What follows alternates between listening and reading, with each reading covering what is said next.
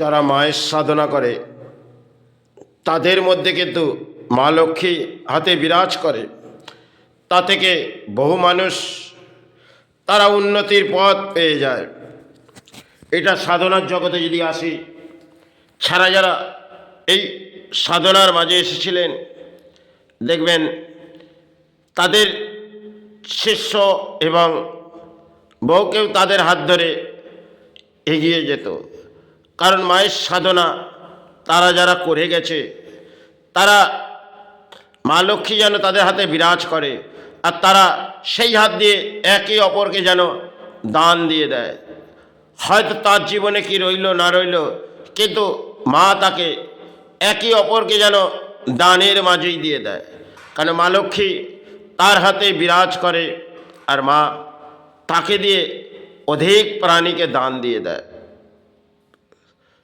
কারণ জীবনে অর্থ নিয়ে তারা ভাবে না, অর্থ হয়তো তারা সঞ্চয় করে, আর অর্থ এই সমাজে মাঝে সেবায় আর হয়তো কর্ম করতে হবে, তাই সেবার মাঝেও কর্ম করে, আর কর্ম যদি কিছু কর্ম থাকে সে করে বেড়ায়, আর সেই অর্থ হয়তো সমাজে দান দিয়ে দেয়।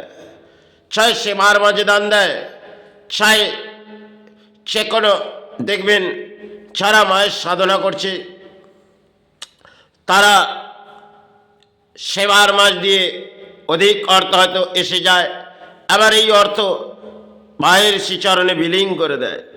তারা এই চিন্তা করে না, সে অর্থকে তারা সঞ্চয়ের আকার পরিণাম নেয় না।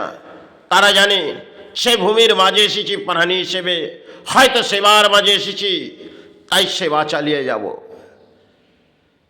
আর তাদের হাত ধরে বহু লক্ষ লক্ষ মানুষ, কোটি কোটি মানুষ তারা সাহারা এসে যায়। দেখবেন আমি পুরনো সময় আমার গুরু থেকে আরম্ভ করে বহু গুরুর যদি আমি ব্যাখ্যার মাঝে আসি, তারা সাধনার জগতে এসেছিলেন, কিন্তু তাদের হাত ধরে বহুকে এগিয়ে গেলেন তাদের শিষ্য, এবং তাদের নামের মাঝেও আজকে আমরা যদি সাহারা নিই, তাতেও দেখব জীবনে কিছু উন্নতির পথ আসতে পারে।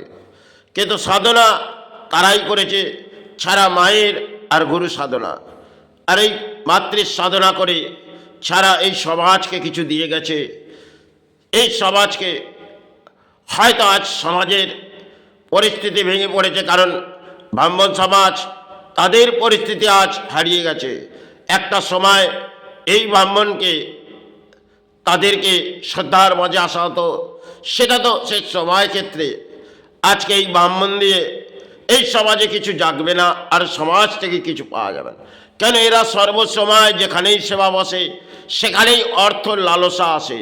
কিন্তু মাতৃ সেবা চালাতে গেলে অর্থ নয়, ত্যাগ, ত্যাগের মাঝেই সেবা। তাতে জীবনে দুর্ভোগ দারিদ্রতা থাকুক, কিন্তু ত্যাগ দিয়ে যাও, এটাই তো পরম সেবা। আর সেবার মাঝে যারা এসেছেন, বহু কেউ গুরু এই বাংলার মাঝে এসেছেন, হয়তো সময় সমাজকে জাগিয়ে গেছেন। আজ তো সমাজ লুপ্ত হয়ে গেছে, আর সমাজ ঘুমিয়ে পড়েছে। যাই হোক, জীবনে বহু পথ হেঁটেছি, হয়তো বহু কর্ম করেছি, বহু মানুষকে দানও দিয়েছি, এটা তাদের প্রাপ্তি যোগ ছিল। হয়তো কেউ অসৎ পথে নিল, আবার কেউ কিছু অর্থ, সেভাবেও এটা কর্মের খেলা, তাই তারা সাহারা নিয়ে নিল। তাতে জীবনে কিছু যায় আসে না, কারণ আজ এসেছি, কাল তো শ্রীচরণে ফিরে যেতে হবে। তাই কর্মের লড়াই সাথে আছে, সাথে ধর্মের লড়াই আছে, চালিয়ে যেতে হবে। এটাই তো শ্রীচরণে এসেছি। হয়তো সমাজ কিছু দান পাবে, কেউ কেউ লুটে দান নেবে, আর কেউ সৎ পথে নেবে। কিন্তু এই সমাজে অসতে ভরা ডুবি, তাই সতের অঙ্ক কম। এটা কলির অংশের খেলা। হয়তো কলির রাজ্যে প্রবেশ করেছি, তাই কলির দণ্ড ভোগ করেছি।